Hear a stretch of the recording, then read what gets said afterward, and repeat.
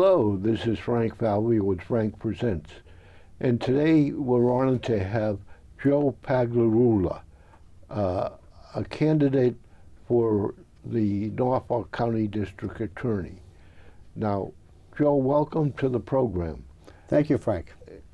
Joe, you're a candidate, an unenrolled candidate, which means that you're going to be on the ballot in the general election in November as a candidate for the Norfolk County District Attorney. Yes, that's right. There are 7 Democrats. They have a primary September 1st. The winner will face me in the final. They call us unenrolled. 65% of us are actually registered that way because we're not Republicans or Democrats. They say we're unenrolled.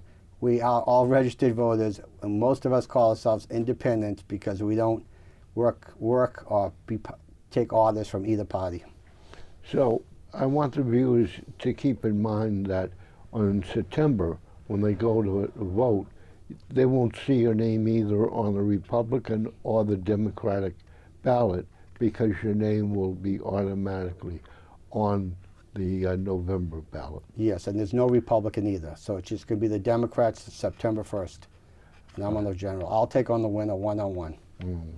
Joe, tell me about your background. Where did you grow up and your education, and what makes Joe an attorney? You went to Suffolk Law School? Yes, so I grew up in the West Roxbury part of Boston, so I'm originally from Boston. I had 6 sisters growing up. My mother and father had 6 children in a row. I was the 6th, and then they had 3 more after that. So we grew up in a nice, very principled family. My mother was a stay-at-home mom. She worked extremely hard, had 9 kids to take care of. My father went to work every day. He was an accountant. He had a master's degree. He believed in education strongly, so did my mother. And so they made sure all 9 of us went to college, actually. Many went to Boston College, Stonehill College, Providence College, different colleges. A lot of us have master's degree. I decided to be a lawyer, and so growing up was a nice neighborhood in West Roxbury. A lot of families back then. We played sports. We kept straight mostly. We had some fun, and then I went to parochial school, St. Teresa's, and in West Roxbury. All 9 of us went there. A few went to Latin school. I went to Catholic Memorial. I played mostly sports in high school. That was my emphasis. I played high school basketball, and that's why we're the tie today. The CM baseball team's in the state championship this week, and these are our colors. So anyway, moving from there, I went to Stonehill College in Northeastern. It was a really good education. In fact, I find it very challenging. It took a lot of work for me to just do the work, and then I progressed enough that I ended up deciding to go to law school. I went to Suffolk Law. I graduated cum laude in 1991. I did get honors every semester, not to brag, but I could do the academic work. And my first I did a little bit of stuff when I got out of law school in 91, court-appointed cases, juvenile court, and then I became an assistant DA in Suffolk County. And I worked in a lot of courts there, a lot of time in Dorchester, West Roxbury Court, and a lot of different courts. So I got married. I unfortunately got divorced, and now I live in Millis with my friend and my girlfriend, and I have a daughter who's 17. What is the position that you want to be elected to as the Norfolk County District Attorney? In your words, what does that position do, and what would you be responsible for? So what you do is you enforce the law. The police usually make arrests, you bring charges. You can also initiate investigations of crimes that are reported to the office, and it's criminal law enforcement. It's not civil, except there's a little civil aspect. Sometimes people charge you drug offenses. They may forfeit money. That would be a civil action, but it's related to a criminal action. So it's criminal law enforcement. Most of it is working with the police. Because they're the ones that usually bring the charges, but sometimes civilians bring charges directly. And then the courtroom, so we are the lawyers. We present the case on behalf of the Commonwealth and the people, and we decide with our discretion on a lot of the cases how cases should be prosecuted. So uh, looking over employees in their qualifications and their character is going to be a huge job of yours. What's your background in that area? So I started out with you call a line assistant DA. When I was new, you get handed cases, you told to prosecute them, you get some supervision. I started out doing that in the Central Division in Boston, which is the main courthouse. I did a little time in the West Roxbury Division, which encompasses the southeast side and east side of, west side of Boston, Hyde Park, West Roxbury, Roslindale, Jamaica Plain. And I then worked at the Dorchester Division back in 92 to 94. A lot of serious violence back there in Boston, unfortunately. So I did a lot of cases where people, shootings, gun violence, illegal firearm possession. I did that, and then I went to work in the juvenile court in Boston for behalf of the DA's office for 6 months, and then I worked in Superior Court for 3 years, where you indict cases. You take the most serious cases from the district court, and you present them to a grand jury, and the grand jury decides to indict. So they'd be like cases where people, robbery, shootings, other more serious stuff you would think of, up to and including murder. Those are the cases mostly go to Superior Court.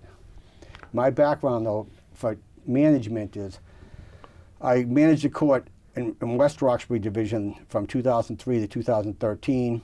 I usually had anywhere from 5 to 9 assistant district attorneys. I assigned the cases. We averaged probably anywhere from 2,000 to 3,000 cases per year.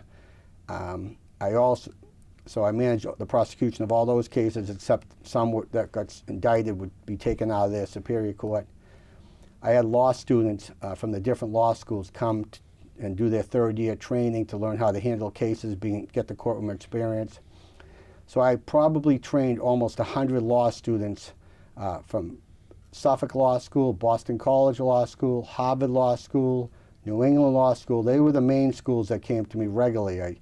I would have students, one semester I had 9 students come to me. But so I personally would handle all those cases. Sometimes the other assistants would help me some, but I felt the responsibility was on me, and I would give them probably half the caseload, and that eased up the caseload for the other people, and it got them the training, and so I did a lot of experience supervising and management mostly at that point. Even though I prosecuted myself about 5,000 cases personally, those cases, about 25,000, say, over the 10.5 years, I managed the prosecution primarily. The district attorney's office kind of has a high turnover because people go to that office for the experience, right? Correct? Yes, that's often the case. Often the case is it's a training ground for people just out of law school. How is the office divided in the sense of burglaries or murder, or are people assigned to different aspects of criminal law? Yeah, so generally the new assistant DAs, anywhere from brand new out of law school to up to, say, maybe 4 years experience, they usually start in the district court. So Quincy, Dedham, Rentham, Stoughton, and Brookline, they would start in those courts. Have a supervisor there, handle the cases that I just mentioned, not the most serious ones, although some are, every case is serious to the individuals involved, but in terms of, gravity of offense to the public and harm done, they handle those cases, which actually is about 95% of the cases I handle at that level. About 5% are the most ones like robbery, rape, murder. We might have a violent act, someone really hurting someone with a weapon or otherwise. Those to go to Superior Court. In terms of this DA's office, I don't know exactly how many divisions they have, but they have homicide prosecutors. Luckily, there aren't a lot of homicides per year compared to, say, some other places. But, obviously they happen, and there are homicide prosecutors that will handle those cases. And so that's generally the structure. Are police, state police or local police assigned to the district attorney's office to help investigate cases, or is it a case that you just get a folder and you got to go from whatever is in the folder as evidence? So mostly what happens is each town or city has a police department. They bring charges based on crimes they allege happen in their jurisdiction, often arrests or complaints. Also, civilian people could go to the clerk's office and file cases, or in some cases notify the district attorney's office. And if it's a serious matter, say like child abuse, it could be assigned directly to an assistant district attorney who could investigate and present it to a grand jury. Particular police, though, are assigned from the state police, Mass State Police, to the homicide unit in Norfolk County.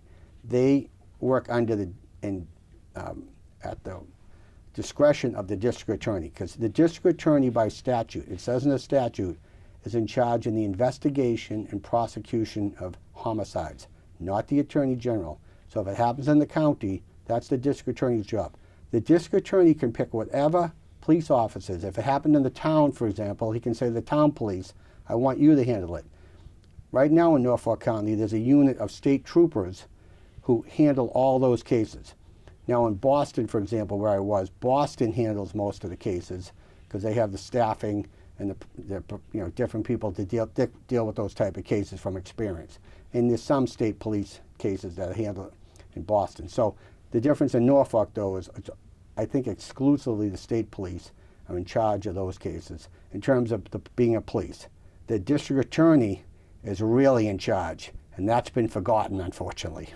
Yeah, now that's where the rub has come, surrounding around the present district attorney. Yes. Can you just highlight some of the controversy that has surrounded how he's handled cases? Yes. Well, one of my first jobs in 1990, 1989 as a law student, I worked at an OUI firm operating under the influence of alcohol with a very prominent attorney, and I actually got to at least participate to a very minimal level in an OUI case where a person died. So I started to learn that law a little bit. I became familiar with it, and during the course of my career, I gained a lot of familiarity with that law and different type of murder cases when I worked in Suffolk County. And the case that caused the most controversy was obviously the Karen Reed case. And they seem like what happened. Can you just mention what the Karen Reed case is? So the Karen Reed case was, she is a woman that she was with a person named John O'Keefe, who was a Boston police officer. They were out drinking, went to a bar with a large group of people. It was a snowstorm that night. It was in January, 4 or 5 years ago at this point. And at some point, Mr. O'Keefe, Karen Reed said she dropped him off at the house, but at some point he was found lying in the snowbank outside the house of a Boston police officer, and he had some wounds apparently to his arm. They're more like abrasion type wounds or cuts in the area of his elbow, maybe down his forearm, and a little bit up his arm. And no injuries apparently to the front of his body, and I believe possible injuries to his back of his head. I don't know the exact injuries there. And the police trooper, this individual named Michael Proctor, who unfortunately, now that the U.S. Attorney luckily did an investigation themselves about this, which is highly unusual, and got his cell phone records, but it turns out now they dug in deeper, has even made statements about framing someone. So this was the trooper that was there at the scene. Now the first problem that happened that morning was, normally it was a person potentially dead in the snowbank. The state police is supposed to respond. Canton police usually would call state police. The local departments do. State police did not respond. Now I don't know, they didn't like going out in the snow. I don't know what the reason was. They did not respond. Then, when it turned out they found he was a police officer, they decided, go respond now, take over the investigation. So by that time, it's the afternoon. The crime scene hadn't been secured. Introduced Trooper Proctor and some of the other troopers involved. And then, next thing you know, he made a statement, I believe, to the effect that a lot of pressure to get a quick result. In this incident, where they somehow had some evidence possibly of the vehicle, how it traveled, and we don't know at what time it traveled relative to the body being there on the ground, or being caused to go on the ground. The vehicle was supposedly accelerating fast at one point, and they just said, and they put a case of murder in against Karen Reed.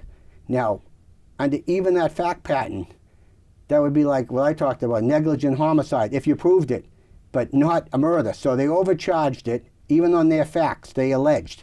Never should have been charged murder. So that was the first thing, because somehow he was a police officer, off duty, drinking, and I knew John O'Keefe, frankly. He came to the court I worked at. But you don't charge someone with murder because the alleged victim is a police officer or anybody else. No, everyone's equal under the law. So the evidence didn't warrant that charge. But it also didn't warrant any charge because they didn't do any investigation. I mean, and I can get into all the details, but I'm not going to. Right. I'll take the whole show, Frank. Right.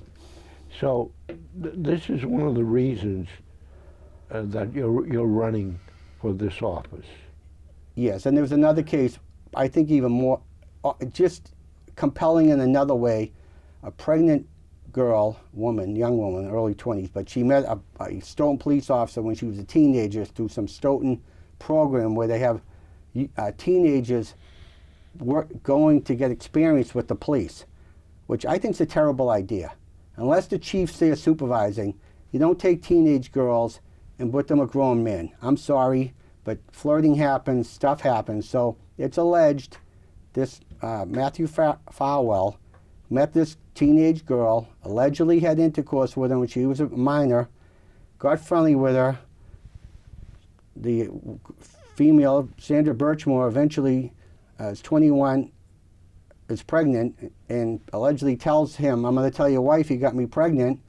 And there's compelling evidence, including DNA on the strap that was around her neck and other evidence, that he murdered her. And the district attorney of Norfolk County, whose number one job is investigation and prosecution in cases, did not charge him and still hasn't charged him. The U.S. attorney has him charged with federal offenses. And the DA, any person would say that's at least enough to charge. I think they're going to get a conviction beyond a reasonable doubt. I can't explain why a police officer doesn't get charged with murder. Everybody else would have. So if elected, you would bring charges against this individual? Day one, I'm going to open a grand jury to present evidence of the crime that Matthew Farwell committed against Sandra Birchmore, premeditated murder. He also covered up. The evidence is overwhelming. His DNA was on the strap around her neck. He's on video going into the building, coming out of it. The injuries don't match where the strap was ultimately left. The injuries are consistent with having been strangled. This is a pregnant woman, and he's getting away with murder in Norfolk County. It doesn't get worse than that for the performance of the district attorney. And I have a big problem with any staff member who did not speak up. I think President Kennedy used to quote Dante and say, there's a place in hell for those who maintain their neutrality in the time of moral crisis. This was a situation where someone should have gone in, one of his staff, and told the DA, who had no experience as a prosecutor, you should indict this or I'm quitting and blowing the whistle on you.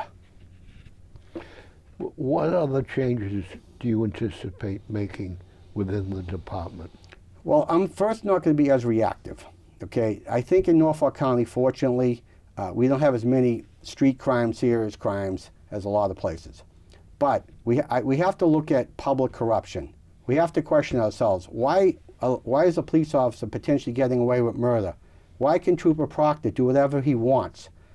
I'm going to actually have assistant DAs assigned to look at all the police departments, public safety, and other city departments to do a review. We'll call it an audit.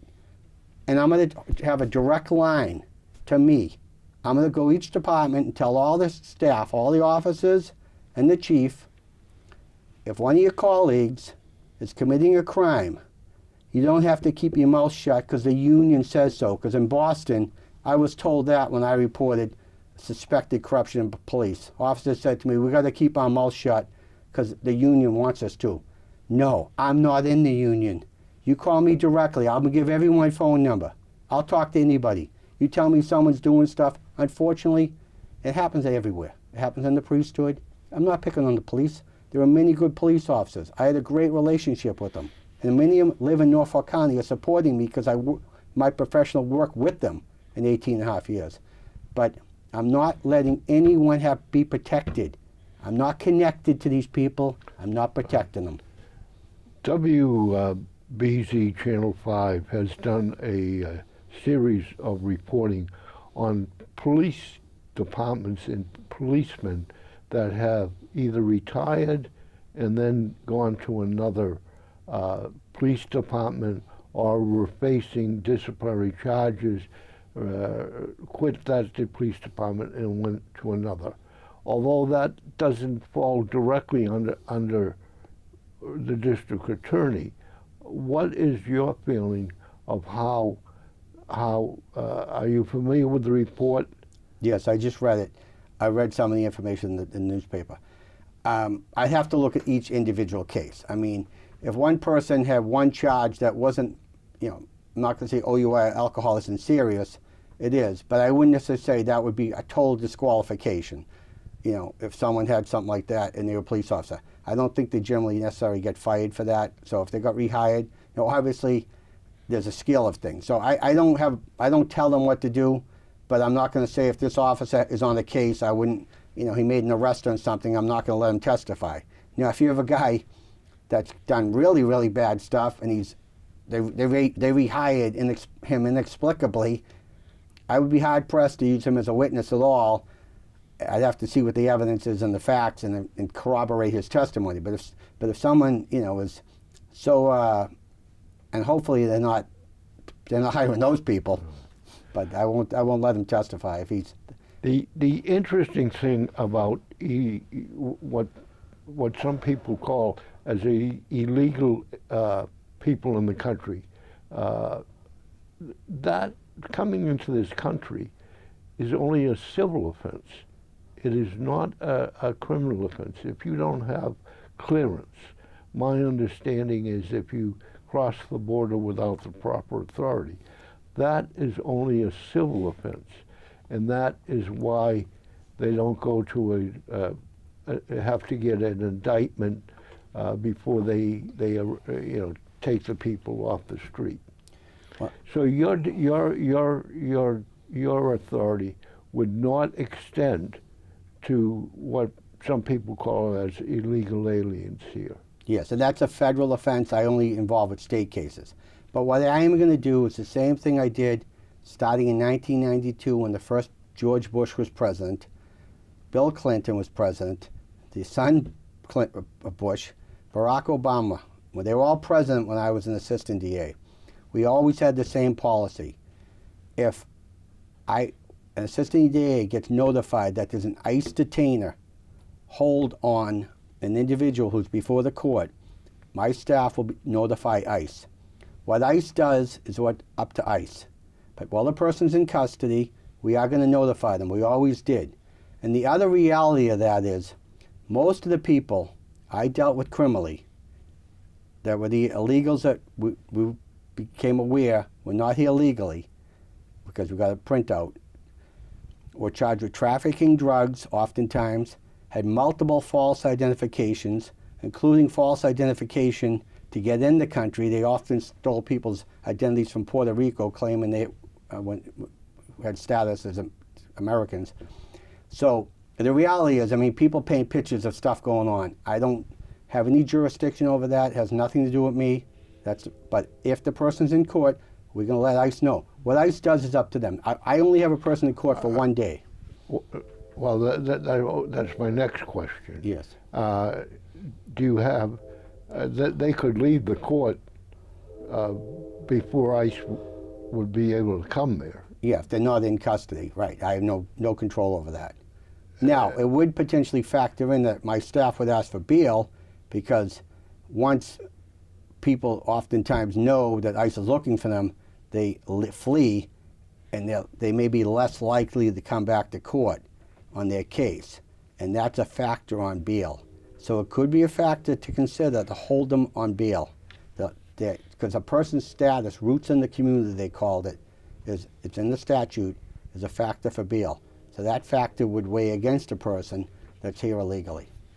But on most cases, you don't have some sort of authority to hold them. Correct. No authority over the civil case.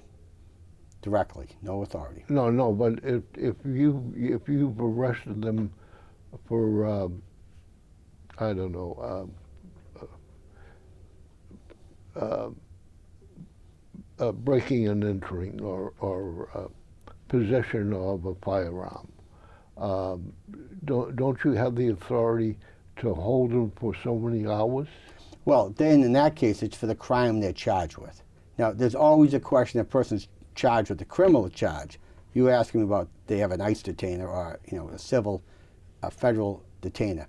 But I would get them in court, first of all. A reason they are in the court before the judge and the prosecutor is because they have a criminal charge that my office is prosecuting. Right. So that's where bail would come in on that charge if it was warranted. Right. So you would invoke bail on that charge if you knew they were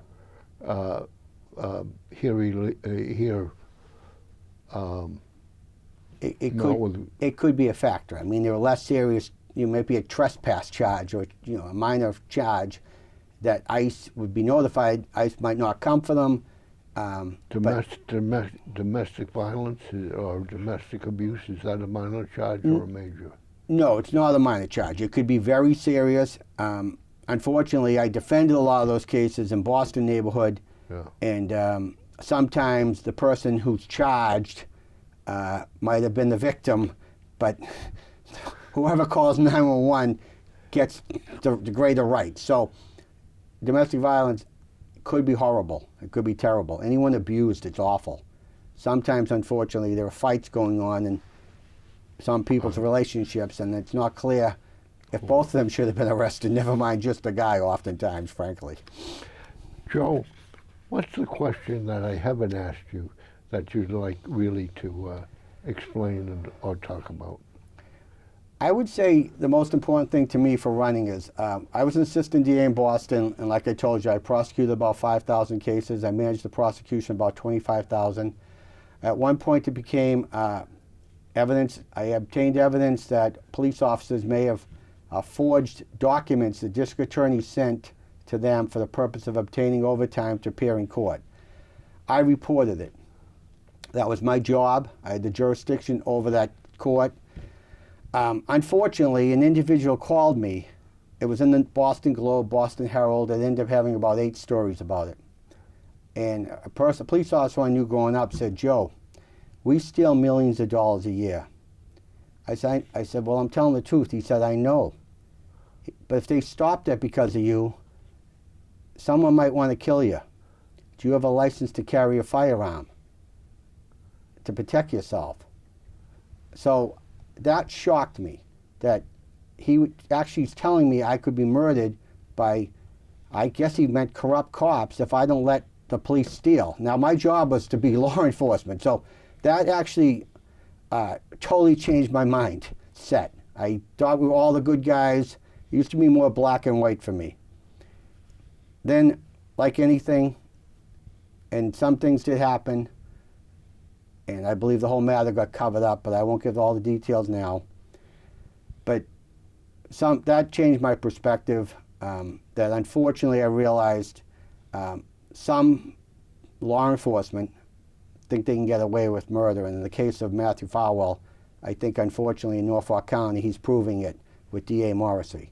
That's why I jumped in the race, because I thought to myself, some bad police officers, or bad any profession, because most of the police were good. In fact, when I reported that, they'd come up to me, officers, because I worked with hundreds of officers in my career, maybe even over 1,000, and they said, one guy even shook my hand. He said, "Joe, thanks. There were some guys get away with everything." So what I'm going to do is set up a hotline directly to me. Here's my phone number. Anyone can call me.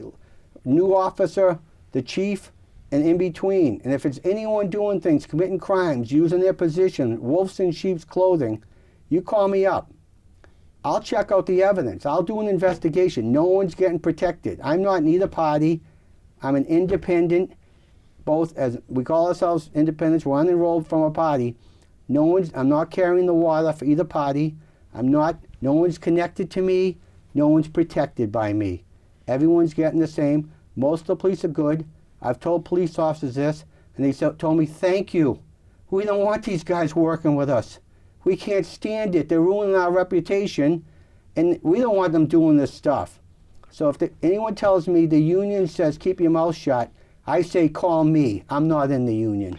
Well, mentioning call you, if people want to call you or see about your campaign or join it or learn more about you, how can they do that? So you can email me at votepagliarulo.com, and my direct phone is my personal cell phone, 617-939-5221.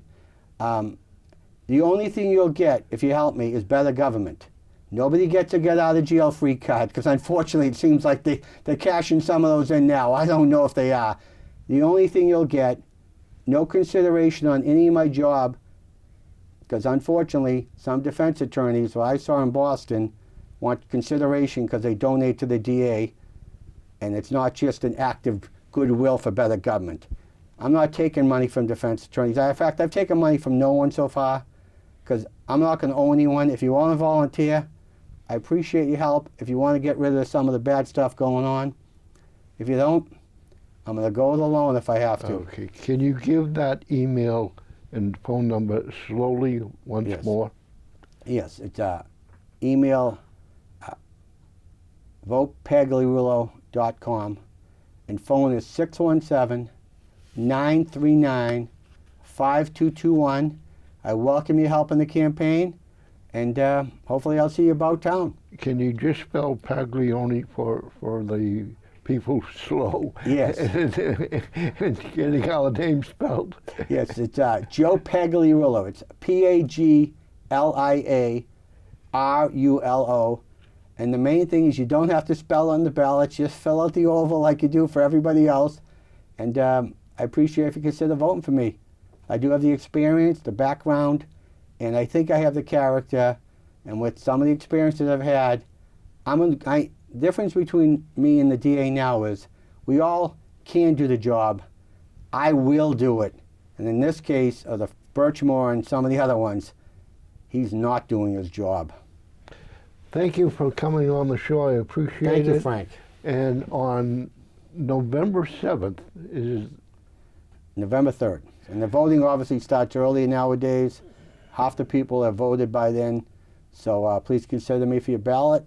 And you're welcome to come talk to me more. If you want to ask me questions, call me. I want people to know who the district attorney is. I've met over 17,000 voters the last 11 weeks. I'm out in the community. I've been to every town, city. I've been to Franklin several times, to all three of your good supermarkets. I've been to the senior center many times. You know of any events going on, call me up and invite me. I like to have a good party. I won't drink there, but I'll have a good time. So please introduce me to your friends. Thank you. Thank you, sir.